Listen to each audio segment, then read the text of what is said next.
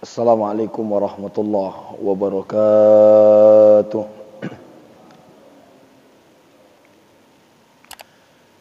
Hamdan wa syukran lillah, salatan wa salaman ala rasulillah wa ala alihi wa sahbihi wa mawala, amma ba'du. Bapak-bapak, ibu-ibu, jemaah salat zuhur yang dimuliakan oleh Allah Subhanahu wa taala, bersyukur kita kepada Allah dengan mengucapkan alhamdulillah. Bersalawat kita kepada baginda Rasulullah sallallahu alaihi wasallam dengan ucapan Allahumma salli ala sayyidina Muhammad wa ala ali sayyidina Muhammad. Melanjutkan apa yang saya sampaikan bulan yang lalu, bahwa kita sudah sampai pada kisah Qusay meninggal dunia dan memiliki dua orang anak. Pertama, anaknya namanya Abdiddar, yang kedua namanya Abdul Manaf. Qusay, Bapak Ibu, sekedar mengingatkan kembali, setelah suku Khuza'ah, ini nanti suku Khuza'ah ini berlanjut sampai di Fathul Makkah. Masih ada juga kisah tentang suku Khuza'ah. Jadi Khuza'ah ini sebelum Fathul Makkah itu juga yang bertikai dengan Bani Abi Bakar, Bani Bakar, sehingga waktu itu terjadilah di sebelumnya perjanjian Hudaybiyah. Ada perjanjian Hudaybiyah pada tahun ke-6 Hijriah itu, bahwa siapapun yang berpihak kepada Nabi maka dipersilahkan, dan siapa yang berpihak kepada orang-orang Muslim dipersilahkan. Termasuk suku Khuza'ah ini, mereka mengambil inisiatif untuk kemudian berkolaborasi dengan Rasulullah sallallahu alaihi wasallam. Dan termasuk meletusnya Fathul Makkah itu adalah karena pengkhianatan orang-orang yang bersekutu dengan orang-orang kafir Quraisy, lalu kemudian mereka membunuh dan membabi buta menyerang orang-orang yang bersekutu dengan Nabi. Sehingga ketika itu Nabi mengetahui informasinya, lalu Nabi menyusun strategi untuk berangkat ke kota Makkah. Para sahabat ketika itu kebingungan, karena mereka tidak diberitahu mau kemana, tapi mereka ikut terus. Itulah kira-kira tentang masalah suku Khuza'ah ini.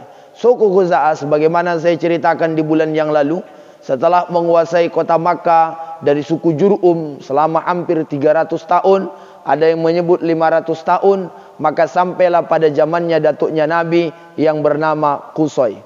Qusay ini, Bapak Ibu jamaah rahimakumullah, adalah keturunan dari suku Jur'um, yang tentunya juga keturunan Nabi Ismail alaihissalam. Sehingga ketika Qusay ini sudah berkuasa menjadi raja di kota Makkah ketika itu, maka Qusay membangun satu tempat yang dikenal sampai kemudian di zaman Nabi, yaitu Darun Nadawah.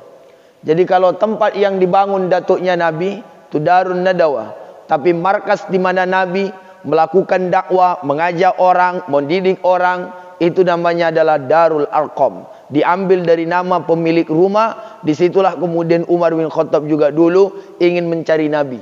Jadi Umar bin Khattab ketika awal-awal masuk Islam tahun ke-6 Hijriah, ya, 3 hari sebelumnya Hamzah sudah masuk Islam, gara-gara ulahnya Abu Jahal. Abu Jahal mencaci maki Nabi, Hamzah tahu, Hamzah lalu kemudian memukul Rasulullah. 3 hari setelah itu Umar bin Khattab pun masuk Islam.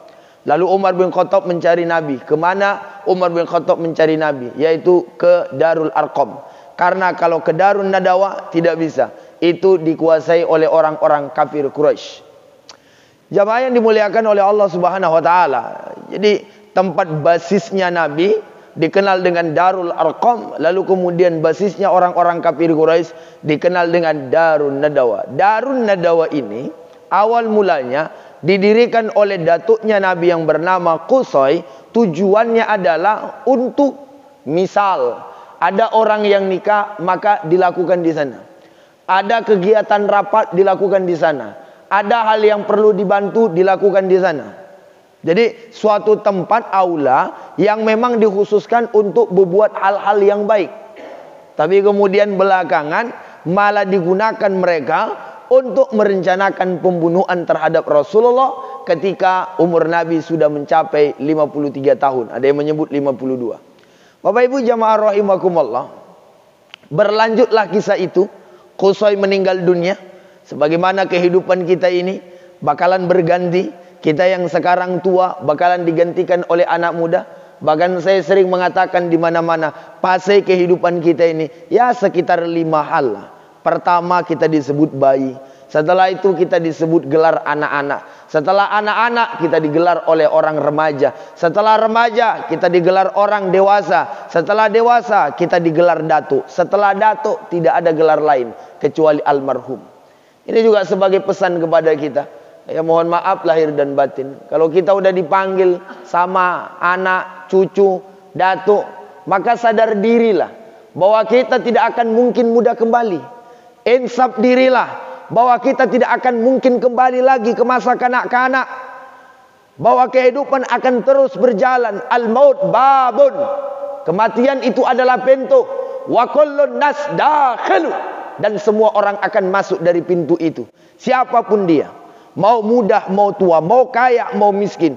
Punya pangkat, tidak punya pangkat. Lagi menjabat atau tidak menjabat. Pada akhirnya al-maut babun. Kematian itu bab pintu. Bahkan sebagian ulama mengatakan kam min sahihin mata min ghairi illah wa kam min alilin asyahinu minad dahri.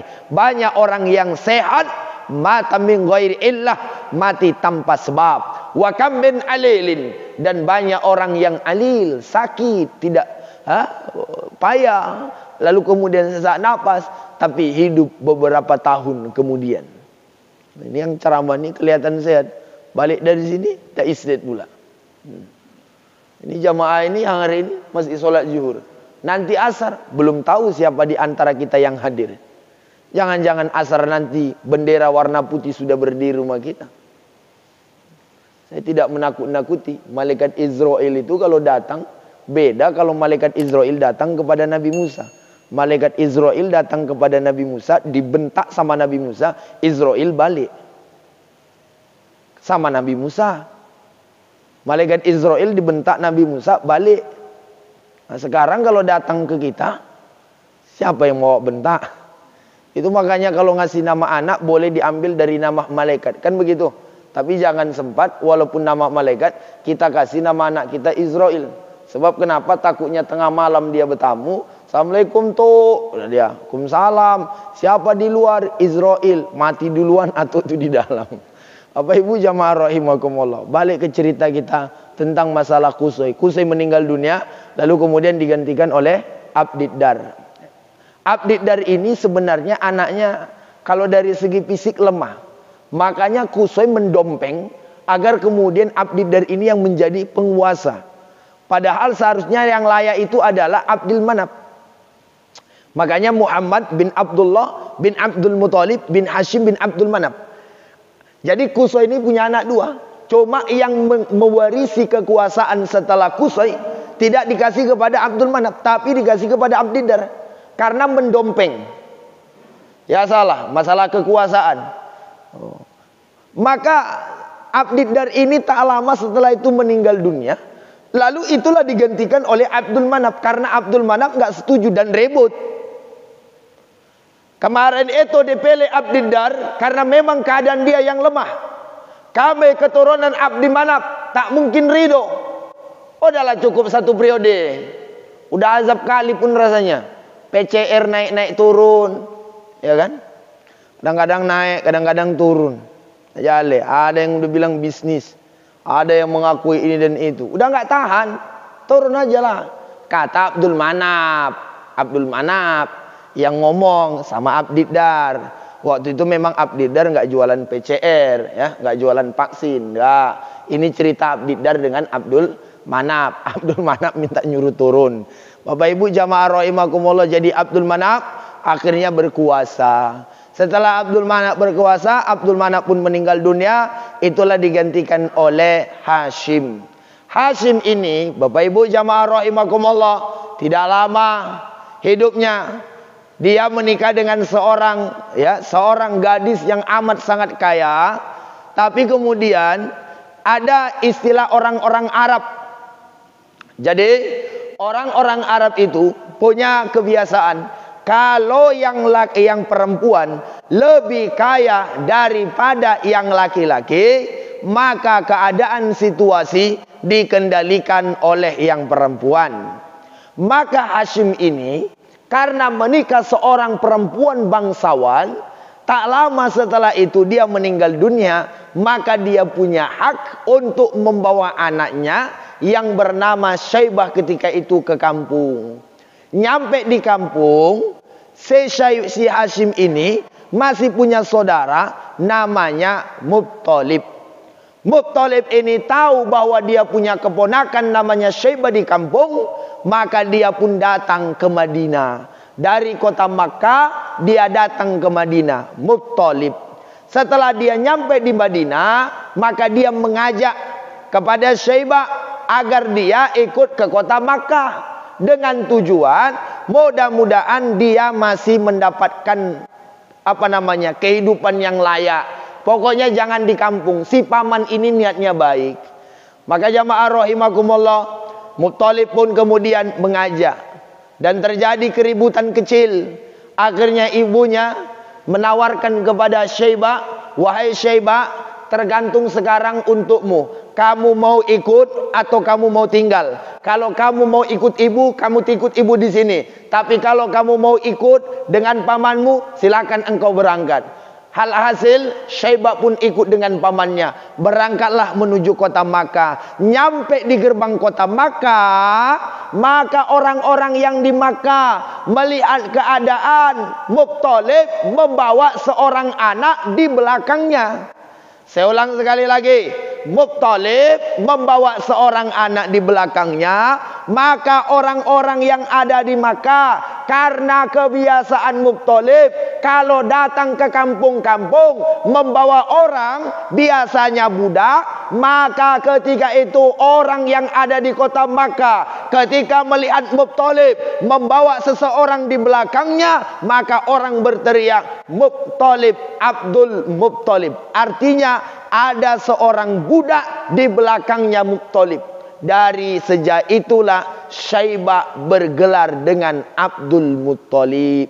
Padahal nama aslinya adalah Syaibah. Cuma karena waktu itu Muttalib membawa si Syaibah, diletakkan di belakang. Orang-orang yang ada di Makkah melihat kejadian itu, maka orang pun teriak mengatakan, itu Abdul Muttalib, hambanya si Muttalib. Padahal bukan hambanya, tapi anak dari keponakannya. Semenjak itu Bapak Ibu jamaah rahimakumullah, Datuk Nabi bergelar Abdul Muttalib. Jamaah yang dimuliakan oleh Allah Subhanahu wa taala. Maka ketika zamannya Abdul Muttalib berbeda lagi dengan keadaan yang sebelum-sebelumnya. Sebenarnya ini ada mimpinya Abdul Muttalib tentang masalah sumur Zamzam.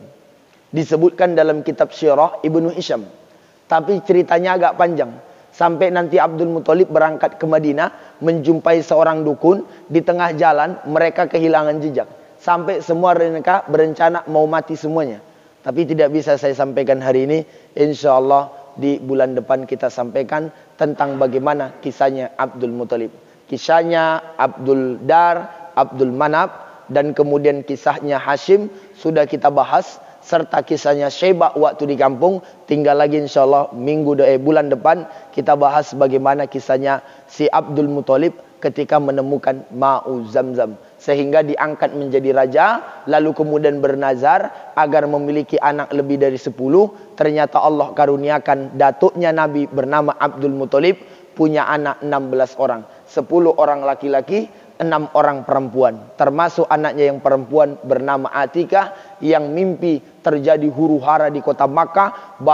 Datang burung membawa batu-batu besar, lalu kemudian dilempar ke kota Makkah sebelum terjadinya perang Badar. Dan mimpinya itu ternyata terbukti. Mati Abu Jahal, mati Utbah, mati Syaibah, mati Umayyah bin Khalaf ketika terjadi di perang Badar. Insya Allah kisahnya nanti ada tersendiri dalam kasus Sirah An-Nabawi. Ini saja Bapak Ibu yang bisa saya sampaikan. Mudah-mudahan apa yang saya sampaikan ini menjadi ilmu untuk kita semakin mencintai Sirah An-Nabawi, Saya di mana-mana sering saya sampaikan, jangan sempat di rumah kita tidak ada buku sirah nabawi. Walaupun kita tidak membacanya, setidaknya anak-anak kita bahasa Inggris perlu, matematika perlu, fisika perlu. Cuma jauh lebih perlu adalah anak-anak kita mengenal Nabi kita Muhammad sallallahu alaihi wasallam. Awalnya saya tidak begitu tertarik terhadap sirah nabawi. Tapi setelah saya perhatikan, hampir rata-rata ustadz ceramah, adapun tema kita hari ini berbakti kepada orang tua. Adapun tema kita hari ini adalah bagaimana mengkhusukkan salat. Dari situ saya berpikir, kalau tidak ada ustadz yang fokus terhadap sirah nabawi, bercerita tentang Nabi, bercerita tentang kisahnya, lalu siapa nanti generasi kita yang akan mengetahui tentang kisah-kisah itu? Itu makanya saya beli kitab-kitab yang berkaitan dengan sirah nabawi, dan saya sampaikan kepada pengurus Masjid Darul Aman bahwa setiap kultum zuhur kita usahakan pembahasannya sirah nabawi. Walaupun pelan-pelan, waktunya terbatas, mudah-mudahan nanti bisa kita tuntaskan. Wallahu a'lam berapa episode, ya kan gitu. Sekarang baru 2 episode. Makanya jangan lupa ditonton channelnya Masjid Darul Aman dan di subscribe. Nah itu dia, like and share. Insya Allah nanti bunyi loncengnya. Kalau udah bunyi loncengnya, cair. Kalau udah cair, nggak tahu uangnya kemana. Baik, ini saja yang bisa saya sampaikan. Assalamualaikum warahmatullahi wabarakatuh.